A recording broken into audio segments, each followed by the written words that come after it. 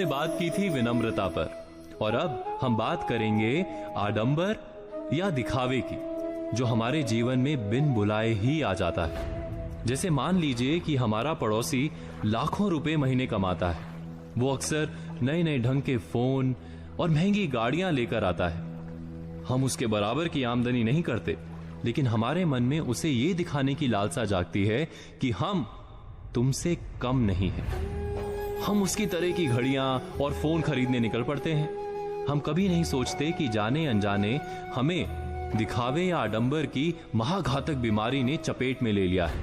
क्या आपने कभी इस दिखावे के बारे में सोचा है? ये दिखावा और कुछ नहीं, एक मानसिक बीमारी है। हमने अक्सर समझदार लोगों को इसके फंदे में पड़ते पाया है।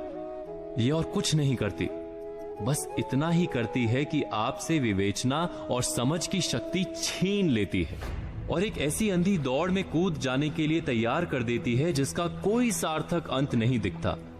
मैं एक उदाहरण देता हूं। आपकी आमदनी लगभग 1 लाख रुपए महीने है, लेकिन आपके एक पड़ोसी की आमदनी 5 लाख रुपए महीने है और आपका पड़ोसी हर महीने लाख रुपए का दिखावटी सामान खरीदता है। हर हफ्ते महंगे होटलों में खाना खाता है। आप बिना विचार किए देखा देखी या आडंबर के जाल में आकर अपने पड़ोसी की राह चल निकलते हैं। उनकी नकल में आप यहीं नहीं रुकते, बल्कि साधारण तरीके से रेल की यात्रा ना करके हवाई यात्रा करने लगते हैं।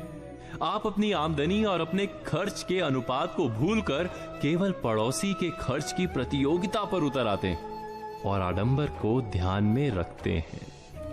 आप वैसे ही जीना चाहते हैं जैसे पड़ोसी या संबंधी जीते हैं। महीने 2 महीने या 3 महीने के बाद होने वाली आपकी उलझन का हर कोई सरलता से अंदाजा लगा सकता है।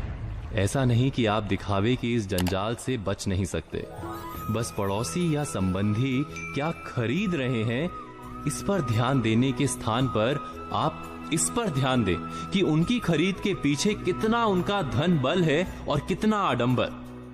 एक बार अगर आपने सरल गणित को समझ लिया तो जीवन में आप कभी भी किसी तरह के आडंबर के खेल में नहीं फंसेंगे।